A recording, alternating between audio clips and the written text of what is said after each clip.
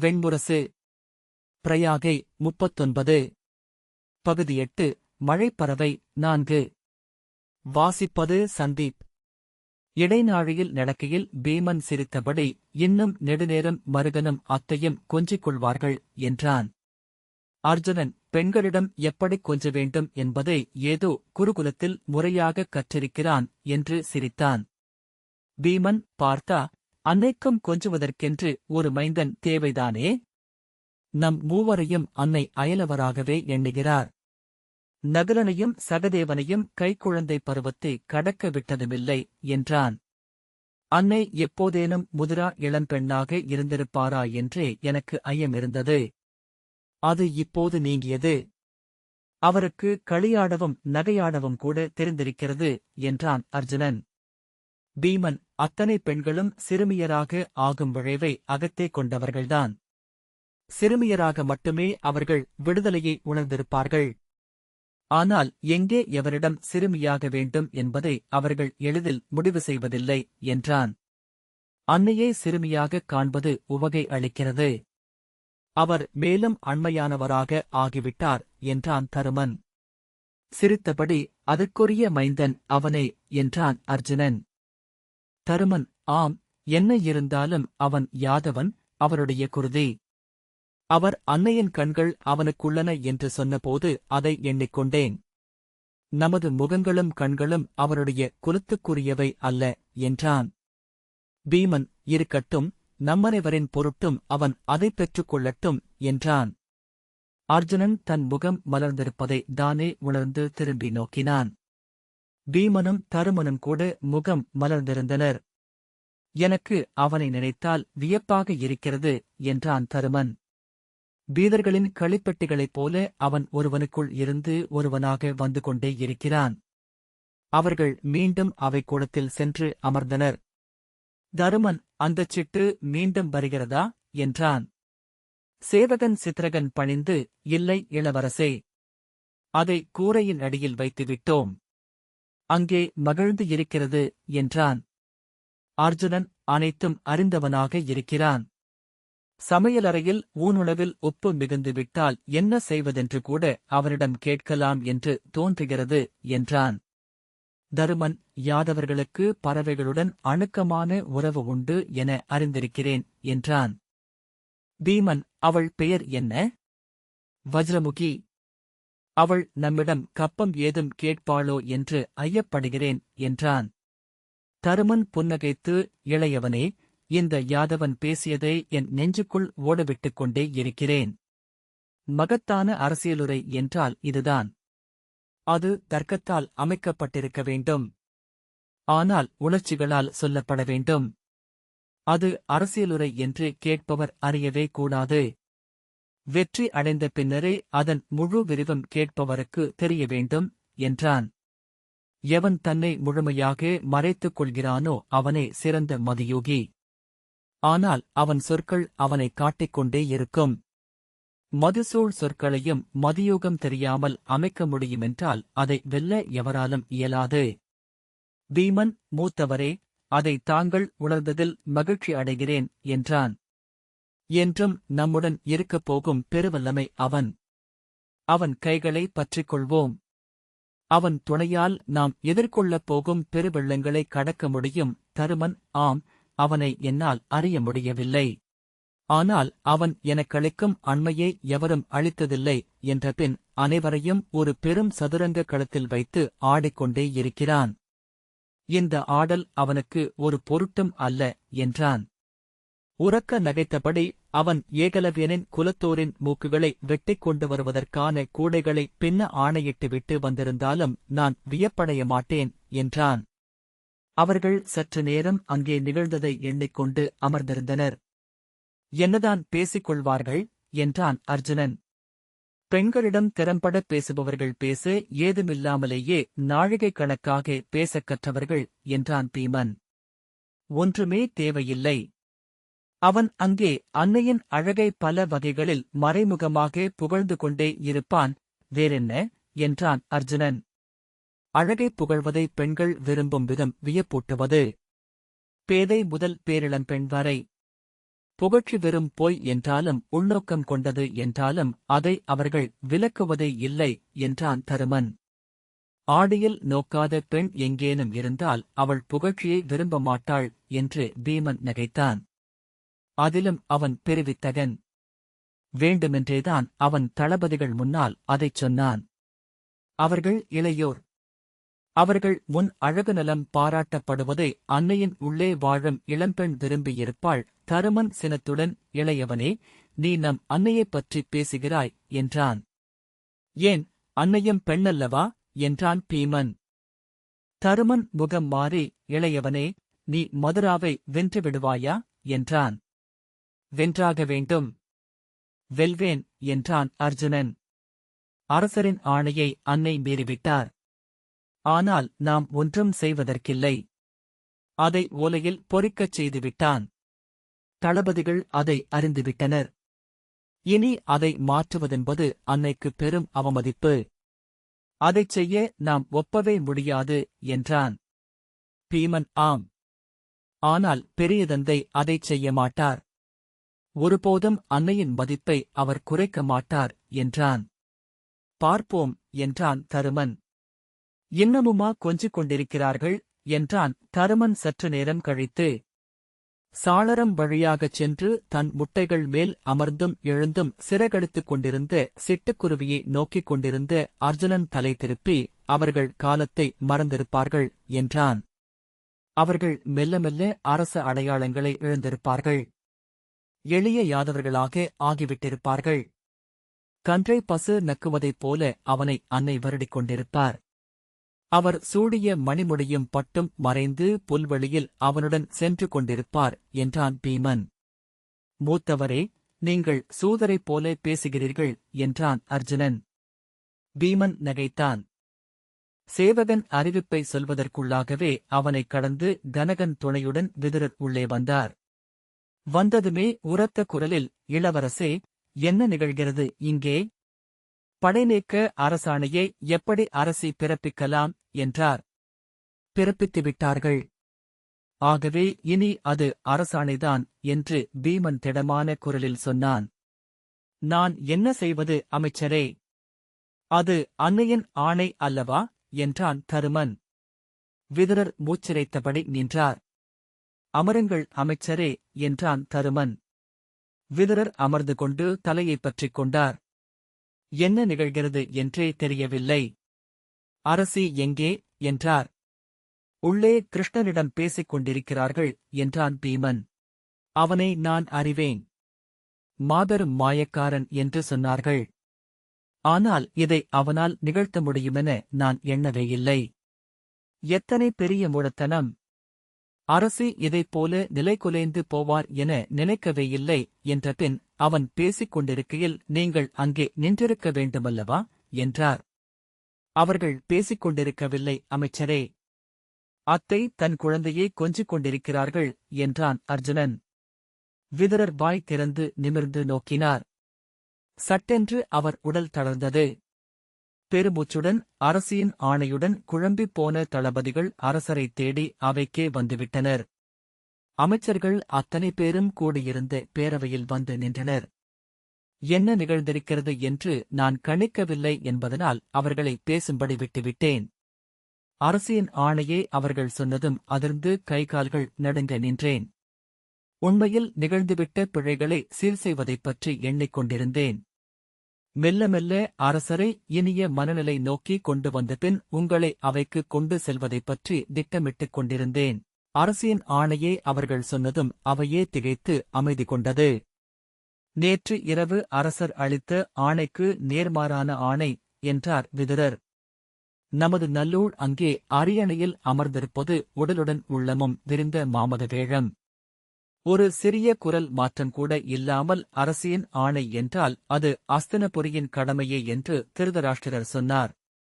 அஸ்தினபுரியின் படைகள் உடனே கிளம்பட்டும் என்றார். மெல்ல அவையில் ஆறுதல் பரவுவதை உணர்ந்தேன். திரும்பி சகுனியை நோக்கினேன். அவர் விழிகளில் புன்னகையைக் கண்டேன். கணிகரின் விழிகளை நோக்கவே நான் துணியவில்லை. அரசர் அறை புகுந்ததும் நான் எழுந்து ஓடி வந்தேன் என்றார் விதுரர். நான் என்ன செய்வதென்று எனக்குத் தெரியவில்லை. என்னால் அங்கே நிற்க முடியவில்லை. அரசியையோ உங்களையோ பார்த்துவிட்டு மேலே சிந்திக்கலாம் என்று முடிவெடுத்தேன். தருமன், அமைச்சரே, நான் அனைத்தையும் சொல்கிறேன் என்றான். விதுரர் சாய்ந்து கைகளைக் கோர்த்து அமர்ந்து கொண்டார். தருமன் சொல்லத் தொடங்கினான். தாழ்ந்த கண்களுடன் விதுரர் கேட்டிருந்தார். விதுரர் பெருமூச்சுடன், அவன் சூது நிறைந்தவன் என அறிந்திருக்கிறேன். இங்கு அந்த சூதை நாம் ஏற்கலாகாது. நம் படைகள் எழுவதை சற்றே பிந்தச் செய்யும்படி ஆணையிட்டுவிட்டு வந்தேன். இதற்கு என்ன வழி என்று நாம் சிந்திப்போம். நம் அரசியின் ஆணை மீறப்படலாகாது. ஆனால் இப்போது படைகள் எழுவது அஸ்தினபுரி தற்கொலை செய்து கொள்வதற்கு நிகர். நம்மால் மதுராவையோ கூர்ஜரத்தையோ உடனடியாக வெல்வது இயலாது என்றார். ஆம் என்றான் தருமன். வெல்ல முடியும் அமைச்சரே என்றான் அர்ஜுனன். முடியாது பார்த்தா. நம் படைபலம் மிகக் குறைவு. கணக்குகளை நான் சொல்கிறேன். நேர்பாதிப்படைகள் இப்போது நகரில் இல்லை. மகதம் நம்மைச் சூழ்ந்து எதிரிகளை அமைத்து நம் படைகளை பிரித்துவிட்டது. நம் படைகள் 18 பிரிவுகளாக வெவ்வேறு எல்லைகளில் நின்றிருக்கின்றன. அவற்றை நாம் விலக்க முடியாது. நகரப் பாதுகாவலை கைவிடவும் முடியாது. எத்தனை கூட்டி கணக்கிட்டாலும் 2000 பேர் கொண்ட சிறிய படை அன்றி ஒன்றை இங்கிருந்து நீ கொண்டு செல்ல முடியாது. மதுராவில் ஏகலவ்யனின் 5000 வில்லவர்கள் இருக்கிறார்கள். கூப்பிடு தூரத்தில் திரிவேணிமுகத்தில் படகுத் துறைகளில் மகதத்தின் 50,000 பேர் காத்திருக்கிறார்கள் என்றார் விதுரர். மேலும் கூர்ஜரம் நினைத்தே பார்க்க முடியவில்லை என்று தலையை ஆட்டினார் விதுரர். அங்கே அவர்கள் 1.5 லட்சம் பேர் கொண்ட படையை வைத்திருக்கிறார்கள். நீ மாவீரனாக இருக்கலாம். ஆனால் போர் என்பது படைகளால் செய்யப்படுவது. அதை மறக்காதே. அர்ஜுனன் ஏதோ சொல்ல முற்படுவதற்குள் உன் அன்னை ஆணையிடலாம். அவர்களுக்கு போர் பற்றி ஏதும் தெரியாது. மேலும் இந்த ஆணையை அவர்கள் அரசியாக நின்று இடவில்லை. வெறும் யாதவ பெண்ணாக நின்று இட்டிருக்கிறார்கள். அந்த ஆணையைக் கண்டு தளகர்த்தர்கள் திகைத்துக் கொண்டிருக்கிறார்கள். இந்தப் போரில் நிகழ்வது ஒன்றே. நீ களத்தில் இறப்பாய் என்றார் விதுரர். உரக்கக் குரலெடுத்து, ஆம், அதுவே நிகழும். அத்துடன் அஸ்தினபுரியின் நம்பிக்கைகளில் ஒன்று அழியும். இப்போர் தோல்வியில் முடிந்தால் நமது வல்லமையின்மையை பாரத வருஷம் அறியும். அதன்பின் நாம் நம்மை அழைக்கக் காத்திருக்கும் பெருவல்லமைகள் முன்னால் நடுங்கி ஒடுங்கி நிற்க வேண்டியிருக்கும். மாமன்னர் ஹஸ்தி இந்நகரை உருவாக்கிய பின் இன்று வரை அஸ்தினபுரி எவருக்கும் கப்பம் கட்டியதில்லை. நாம் நம் மக்களைக் காக்க மகதத்துக்கு கப்பம் கட்ட நேரும் என்றார். வாயிலில் சேவகன் சித்ரகன் வந்து கிருஷ்ணன் வருவதை அறிவித்தான். விதுரர் பல்லைக் கடித்து தாழ்ந்த குரலில், நான் அவனிடம் பேசிக் கொள்கிறேன் என்றார். வெளியே மெல்லிய பேச்சுக் குரல் கேட்டது. சித்ரகனின் தோளை மெல்ல அணைத்து மெல்லிய குரலில் ஏதோ சொல்லி அவனை சிரிப்பை அடக்க வைத்த பின் அதே புன்னகை முகத்தில் நீடிக்க கிருஷ்ணன் உள்ளே வந்தான். விதுரர் அவனை வெறுமனே நோக்கியபடி அமர்ந்திருந்தார். தருமன், கிருஷ்ணா, இவர் எங்கள் தந்தைக்கு நிகரான விதுரர் என்றான். கிருஷ்ணன் வணங்கி, அஸ்தினபுரியின் அமைச்சருக்கு என் பாத வணக்கம் என்றான். விதுரர் அவன் விழிகளை விலக்கி மெல்லிய குரலில், அரசியின் ஆணையை பார்த்தேன். அதைப் பற்றி பேச வேண்டியிருக்கிறது என்றார். விளக்கிப் பேசும் விதத்தில் அந்த ஓலை இல்லை அமைச்சரே. படைகள் இன்னும் சற்று நேரத்தில் எழுந்தாக வேண்டும். நான் மாலையில் படைகளுடனும் இளைய பாண்டவர்களுடனும் கிளம்புகிறேன் என்றான் கிருஷ்ணன். அவன் குரல் மாறியிருப்பதை அர்ஜுனன் அறிந்தான். அதில் அவனிடம் எப்போதுமிருக்கும் மழலையென எண்ணச் செய்யும் சிறிய திக்கல் இருக்கவில்லை. அஸ்தினபுரியின் படைநகர்வை முடிவு செய்ய வேண்டியவன் அமைச்சனான நான் என்று விதுரர் சொல்லத் தொடங்கியதும் இல்லை. எப்போதும் என் செயல்களை முடிவு செய்பவன் நான் மட்டுமே. பிறிதொருவரை நான் ஊடாக விடுவதே இல்லை என்று கிருஷ்ணன் மெல்லிய உறுதியான குரலில் சொன்னான். இது அரசாணை. என் படைக்கலம் இன்று இதுவே. இதை மீறவோ விளக்கவோ எவர் முயன்றாலும் அவர்களை அழிப்பதே என் இலக்காக இருக்கும் என்றான். விதுரர் திகைத்து, என்ன என்றார். அப்படி ஒரு சொல்லாட்சியை அவனிடம் அவர் எதிர்பார்த்திருக்கவே இல்லை. அவன் குரூரம் மெல்லிய இடுங்கலை உருவாக்கிய கண்களால் விதுரரின் முகத்தை நோக்கி மெல்ல புன்னகை செய்து, விதுரரே, இங்கே உங்கள் வலுவான எதிரி கணிகர். அவரை துணை கொண்டு ஒரே நாளில் உங்களை அரசருக்கு எதிரானவராகக் காட்டி இந்த அஸ்தினபுரியின் மக்களால் கல்லெறிந்து கொல்ல வைத்துவிட்டு படைகளைக் கொண்டு செல்லவும் என்னால் முடியும். பார்க்கிறீர்களா என்றான். விதுரர் குரல்வளை அசைய வாயை மெல்ல அசைத்தபின், அநீதி வீரனின் படைக்கலம் அல்ல என்றார். நீதி என்றால் உங்களுடன் அரசியல் சொற்களில் சதுரங்கமாடுவதா என்ன? நான் அதற்காக வந்தவன் அல்ல, நான் ஒரு கூர்வாள். என் இலக்குக்கு நடுவே நிற்கும் எதுவும் வெட்டப்பட்டாக வேண்டும். விலகுங்கள். இல்லையேல் தீரா பழியுடன் உங்கள் வாழ்நாள் முடியும் என்றான் கிருஷ்ணன். அவன் விழிகள் இமைக்காமல் விதுரர் மேல் படிந்திருந்தன. விதுரரே, இவ்வரசில் சூதரான நீங்கள் இருக்கும் இந்த இடமே உங்களுக்கு எதிரானது. அதை எண்ணிப் புழுங்கும் க்ஷத்திரியர்களின் அகத்தின் ஆழத்தை உங்களுக்கு எதிராக திரட்டுவது என்னைப் போன்ற ஒருவனுக்கு ஓரிரு சொற்களின் பணி மட்டுமே என்றான் கிருஷ்ணன். அப்படி உங்களை அழித்தால் உங்கள் மைந்தர்களையும் விட்டு வைக்க மாட்டேன். உங்கள் ஒருதொழிக் குருதி கூட இப்புவியில் எஞ்சிவிட மாட்டேன். நடுங்கும் கைகளைக் கூப்பி, ஆம், உன்னால் அதைச் செய்ய முடியும். ஏனென்றால் நீ கம்சனின் மருகனும் கூட என்றபடி விதுரர் மெல்ல உடல் தளர்ந்தார். இனி நீ கொண்டு செல்லப் போகிறாய் அனைத்தையும். என் காலம் முடிந்துவிட்டது. நான் நம்பிய அறமும் நீதியும் உரைமையும் எல்லாம் வெறும் சொற்களாக ஆகிவிட்டன என்று தழுதழுத்த குரலில் சொன்னார். இல்லை விதுரரே, இது வேறு அறம் என்றான் கிருஷ்ணன். விதுரர் சொல்லின்றி கைகூப்பிவிட்டு திரும்பி அறையை விட்டு வெளியே சென்றார். இயல்பாக புன்னகையுடன் திரும்பிய கிருஷ்ணன், பார்த்தா, நாம் மூக்கு அறுவடைக்கு கிளம்ப வேண்டுமல்லா என்றான். பீமன் புன்னகை செய்து, நான் ஒன்று கேட்கிறேன் இளையவனே, யாதவ அவையில் மார்த்திகாவதியின் அரசி தேவவதி நீ அன்னையிடம் சொன்னபடி சொன்னாளா என்ன என்றான். கிருஷ்ணன், அவை செய்திகளை பொய்யாகச் சொல்ல முடியுமா மூத்தவரே என்றான். அப்படியென்றால் நீ சொன்ன பொய் என்ன என்றான் அர்ஜுனன். அவர்கள் அச்சொற்களைச் சொல்லுமிடம் வரை நான் கொண்டு சென்றேன் என்றான் கிருஷ்ணன் அதே புன்னகையுடன். என்ன சொன்னாய் என்றான் பீமன். வேறென்ன, அன்னையை மட்டுமீறி புகழ்ந்திருப்பான் என்றான் அர்ஜுனன். கிருஷ்ணன் புன்னகை செய்து, கூடவே தேவவதியின் மார்த்திகாவதி யாதவர்களைக் காக்க முன்வராது அஸ்தினபுரிக்கு அடங்கிக் கிடந்ததையும் சுட்டிக்காட்டினேன். உன் அத்தை மட்டும் என்ன செய்தாள் என்று தேவவதி கேட்காமலிருக்க முடியாதல்லவா என்றான். இத்தனை ஆண்டுகளாகியும் தேவவதிதான் அன்னையின் அக எதிரி என எப்படி அறிந்தாய் என்றான் பீமன். அதை அத்தை பேர் சொல்லும்போது தேவவதியின் கண்களை நோக்கினாலே அறிந்து கொள்ள முடியுமே என்றான் கிருஷ்ணன். எப்படியோ வென்றுவிட்டாய். ஆனால் விதுரர் இங்கே சொன்னதைக் கேட்டால் எனக்கே தயக்கமாக இருக்கிறது என்றான் அர்ஜுனன். வெறும் 2000 வில்வீரர்கள். அதற்கு மேல் அஸ்தின்புரியிடமிருந்து எதிர்பார்க்க முடியாது. கிருஷ்ணன், போதும் என்றான். என்ன சொல்கிறாய், 2000-ஆ? அது ஒரு காவல் படை. போர்ப்படையே அல்ல என்றான் தருமன். நீ என் இளையவனை கொலைக்குக் கொண்டு செல்கிறாய். நான் அதற்கு ஒப்ப மாட்டேன். எங்களில் ஒருவர் இறப்பினும் பிறர் இருக்க மாட்டோம். மூத்தவரே, பாண்டவர்களின் உரிமையை பாரத வருஷமே அறியும் என்றான் கிருஷ்ணன். நானிருக்கும் வரை உங்கள் இளையவன் மேல் ஒரு சிறு அம்பு கூட படாது. இதை என்றும் நிலை கொள்ளும் சொல்லாகவே கொள்ளுங்கள் தருமன். ஆனால் என்றான். மூத்தவரே, யானையை விட அங்குசம் மிகச்சிறியது. அங்குசம் எங்கே எப்போது குத்துகிறது என்பதே அதன் வலிமை. அது யானையை மண்டியிடச் செய்யும். வெல்லும் வழிகளை நான் சொல்கிறேன் என்றான் கிருஷ்ணன். தருமன் தலையசைத்தான்.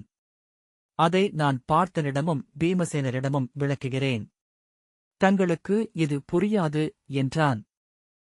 தருமன் புன்னகையுடன், அது அறமில்லாத போர் அல்லதானே என்றான். கிருஷ்ணன், நம்புங்கள்.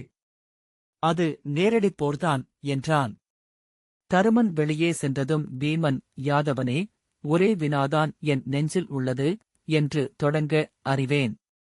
நான் அறமில்லாது விதுரரை அழித்து விடுவேன் என்று சொன்னது மெய்யா என்பதுதானே என்றான். ஆம் என்றான் பீமன். அச்சொற்களைக் கேட்டு என் நெஞ்சு நடுங்கிவிட்டது. கிருஷ்ணன் புன்னகையுடன், மூத்தவரே, ஒன்று கொள்ளுங்கள். விதுரரைப் போன்ற ஒருவர் வாழ்வதே புகழுக்காகத்தான். அறச்செல்வர் என்ற பெயர் பெறுவதற்காகத்தான். அவரைக் கொன்றுவிடுவதாக மிரட்ட முடியாது. இழிவடைதல் என்பது 100 இறப்புகளுக்கு நிகராகவே அவரது அகம் எண்ணும் என்றான் கிருஷ்ணன். அவை வெறும் சொற்கள் அல்ல, நான் பொய் சொல்வதில்லை. ஆனால் அது இறுதிப்படி. அதைச் செய்வதற்கு முன் நான் 100 காலடிகள் வைப்பேன். 100 வாய்ப்புகளை அவருக்கு அளிப்பேன். அர்ஜுனன், உன் ஆற்றல் அச்சுறுத்துகிறது யாதவனே என்றான். பீமன், ஆம், இருமுனையும் கைப்பிடியும் கூட கூர்மையாக உள்ள வாள் போலிருக்கிறாய் என்றான்.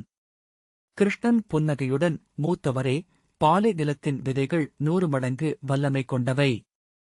ஏனென்றால் ஒரு விதைக்குப் பின்னால் வாழ்வை விரும்பி நீர் கிடைக்காமல் அழிந்த 1000 கோடி விதைகளின் துயரம் உள்ளது. தொழிநீருக்கு தவம் செய்யும் பல்லாயிரம் விதைகளின் துடிப்பு உள்ளது. நான் நூற்றாண்டுகளாக நிலம் நிலமாக துரத்தப்படும் யாதவர்களின் கண்ணீரில் இருந்து எழுந்து வந்திருக்கிறேன். அவன் விழிகளில் மிகச்சிறிய ஒளிமாற்றம் ஒன்று நிகழ்ந்ததை அர்ஜுனன் கண்டான். இன்று கிளை விட்டு வான் நிரப்பி நிற்கும் முதுமரங்களால் ஆன இந்த பெருங்காட்டுக்கு கீழே காத்திருக்கும் விதைகள் உள்ளன. பாலைவனத்து விதைகள் மூத்தவரே. நாளை அவை மண்பிளந்து எழுந்து வரும். அவை கோருவது 4 இலையளவுக்கு வானம், கையளவுக்கு வேர்மண். ஒரு காட்டுத்தீ எழுந்து இந்த முதுமரங்கள் அனைத்தும் கருகி எழுந்த பின்னர்தான் அவை கிடைக்குமென்றால் அதுவே நிகழட்டும். அவன் சொல்வது என்ன என்று அர்ஜுனனுக்கு புரியவில்லை. ஆனால் அவன் கால்கள் நடுங்கின. அவன் மெல்ல பீடத்தில் அமர்ந்து கொண்டான். புன்னகையுடன் கிருஷ்ணன் சொன்னான், மகதத்தால் நம்மீது ஏவப்பட்டிருக்கும் இந்த மலைமக்கள் உண்மையில் நம்முடன் கைகோர்த்து நிற்க வேண்டியவர்கள். பாண்டவர்களே, எப்போதானாலும் நமக்கு இயல்பான களத்துணை இந்த காட்டு மனிதர்களே. ஆனால் இன்று அவர்களை அழைக்காமல் நாம் முன்னகர முடியாது. ஏனென்றால் அவர்கள் வலிமை ஒன்றையே இறையென எண்ணுபவர்கள். அவர்களை நம்முடன் சேர்த்துக் கொள்ளவும் நாம் நம் ஆற்றலைக் காட்டியாக வேண்டும். ஒருகையில் வாளுடன் அல்லாது அவர்களுடன் நாம் நட்புக்குக் கை நீட்ட முடியாது. ஆம் என்றான் பீமன். கிருஷ்ணன் சொன்னான், அவர்களும் இந்தக் காட்டில் முளைவிட்டழ விழையும் விதைகளே. ஆனால் அவர்களில் முதலில் எழுந்தவர்கள் பெருமரங்களில் கொடிகளாகச் சுற்றி மேலெழுந்து விடலாமென நினைக்கிறார்கள். பிற விதைகளின் மேல் நிழலை நிறைக்கிறார்கள். அவர்கள் முதலில் அழைக்கப்பட வேண்டும். இனி எந்த காட்டினத்தாரும் நம்மீது படை கொண்டு வரலாவது. அர்ஜுனன் ஏகலவ்யன் வெறும் காட்டினத்தான் அல்ல, அவன் துரோணரின் மாணவன் என்றான். நாம் அவனை வெல்வோம் என்றான் கிருஷ்ணன். நாம் இச்சிறு படையுடன் செய்யப்போவது என்ன என்றான் பீமன். காட்டில் சிம்மத்தை சிட்டுக்குருவி துரத்தித் துரத்தி கொத்துவதைக் கண்டிருக்கிறேன். நாம் சிறியவர்கள் என்பது நமக்களிக்கும் ஒரே ஆற்றல் நம் விரைவுதான் என்றான் கிருஷ்ணன். எந்தப் படையும் நகர்விட்டுக் கிளம்புவதற்கு சில முறைமைகளை மேற்கொள்ளும். படைகளுக்கு புதுக்கச்சைகளும் புதிய படைக்கலங்களும் அளிக்கப்பட்டு முரசுகளும் கொம்புகளும் ஒலிக்க அணிவகுப்பும் கொடியடையாளம் அளிப்பும் நிகழும். கொற்றவை ஆலயத்தில் பூசனைகள் செய்யப்படும். வீரர்கள் வஞ்சினம் உரைத்து கங்கணம் அணிந்து தங்கள் இனியவர்களிடமிருந்து விடை பெறுவார்கள். அரசர் அவரே வந்திருந்து வாழ்த்தி விடை கொடுப்பார். படைகள் கோட்டையை கடக்கையில் பெருமுரசுகள் அதிர நகர் மக்கள் கூடி வாழ்த்தொலி எழுப்புவார்கள். அவை தேவை இல்லை என்கிறாயா என்றான் அர்ஜுனன். அவை நிகழட்டும். துரியோதனர் தலைமையில் அவை நிகழ்ந்தால் அவரது கோரிக்கையை அஸ்தினபுரி ஏற்றுக்கொண்டது என்றே மகத ஒற்றர்கள் நினைப்பார்கள். அதற்குரிய போர்முறை வகுத்தல்களும் படைதிரட்டல்களும் அங்கே நிகழும். அப்படை எப்போது நகர்விட்டு எழும் என்பதை அவர்கள் நோக்கிக் கொண்டிருப்பார்கள். ஆனால் அந்தப் படை கோட்டையை கடக்கும்போது நாம் மதுரை மேல் நம் கொடியை பறக்கவிட்டிருக்க வேண்டும் என்றான் கிருஷ்ணன். நமது படை என்பது தேர்ந்தெடுக்கப்பட்ட 2000 வில்லவர்கள் மட்டுமே. போர்ப்படைக்குரிய கொடிகள், முரசுகள், கழைச்செய்தியாளர்கள் எதுவும் தேவையில்லை. படைகளுக்குப் பின்னால் வரும் உணவு வண்டிகள், படைக்கல வண்டிகள் தேவை இல்லை. நாம் எங்கும் தளமடிக்கப் போவதில்லை. ஓர் இரவில் கங்கையைக் கடப்போம்.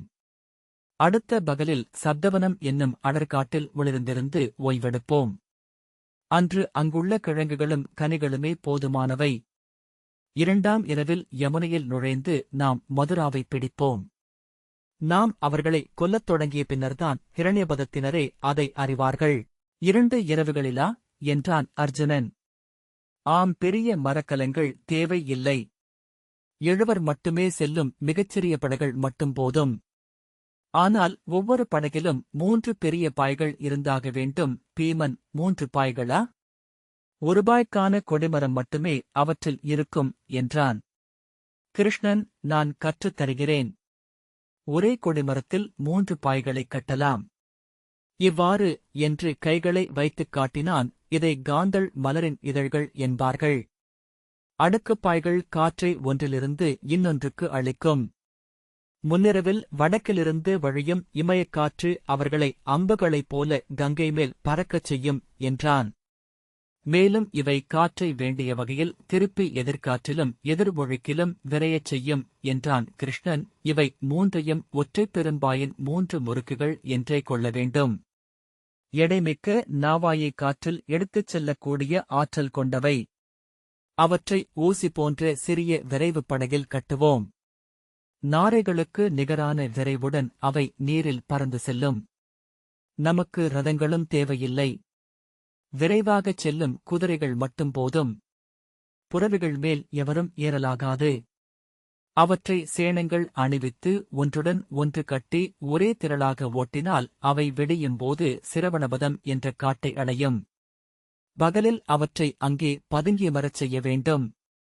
மறுநாள் இரவில் அங்கு வணிகர்களின் 4 பெரும்படகுகளை கொண்டுவரச் சொல்லியிருக்கிறேன். அவற்றை கங்கையை கடக்கச் செய்து கிரீஷ்மவனம் என்னும் இடத்தில் இறக்குவார்கள். அவை காடு வழியாகச் சென்று பின்னிரவில் மதுராவை அடைந்துவிடும் என்றான் கிருஷ்ணன். முதற்குதிரையை இடைவெளியில்லாமல் சவுக்கால் அடித்து ஓட வைக்க வேண்டும். பின்னால் வருபவை அதைத் தொடர்ந்தோடும். நாம் படகுகளில் படைக்கலங்களுடன் உத்தரமதுராவுக்கு நடுவே உள்ள சரபம் என்னும் குறுங்காட்டை அடையும்போது குதிரைகளும் அங்கு வந்திருக்கும். பீமன், நாம் யமுனையை அடையும்போது எதிர்நீரோட்டம் வரும் என்றான். ஆம், குதிரைகளும் அப்போது களைத்திருக்கும். 2 விரைவுகளும் நிகராக இருக்கும் என்றான் கிருஷ்ணன்.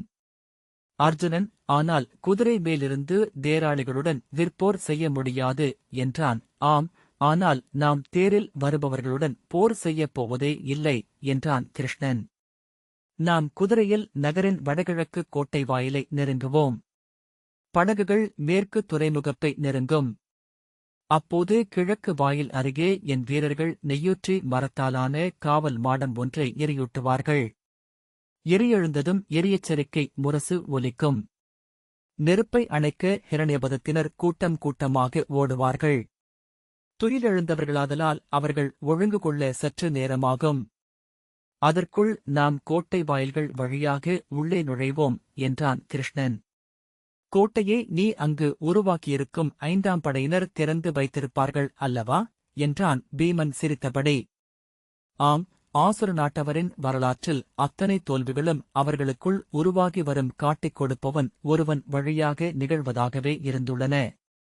இம்முறையும் அவ்வாறே என்றான் கிருஷ்ணன். யார் என்றான் அர்ஜுனன். ஏகலவ்யனின் படைத்தலைவன் சுவர்ணபாகு என்றான் கிருஷ்ணன். என்ன வாக்குறுதி அளித்திருக்கிறாய் என்றான் அர்ஜுனன். வென்ற மதுராவை சிற்றரசாக அறிவித்து அவனுக்கே அளிப்பதாக என்றான் கிருஷ்ணன். ஆனால் என்று அர்ஜுனன் பேசத் தொடங்கியதுமே அவன் போரில் கொல்லப்படுவான். ஆகவே அந்த வாக்குறுதி நிறைவேறப் போவதில்லை என்றான் கிருஷ்ணன். நாம் அவனைக் கொல்வதும் வாக்குறுதி மீறல்தானே என்றான் அர்ஜுனன். ஆம், ஆனால் நாம் அவன் நமக்கு உதவியவன் என்பதை ஏகலவ்யன் அறியும்படி நடந்து கொள்வது வாக்குறுதி மீறல் அல்ல என்று சொல்லி கிருஷ்ணன் மீண்டும் புன்னகை செய்தான். அர்ஜுனன் அவன் புன்னகையை நோக்கிவிட்டு விழிகளை திருப்பிக் கொண்டான். மகாபாரத அரசியல் பின்னணி வாசிப்புக்காக வெண்முரசு வாசகர் விவாதக் குழுமம். இந்த வாசிப்பை கேட்டதற்கு நன்றி.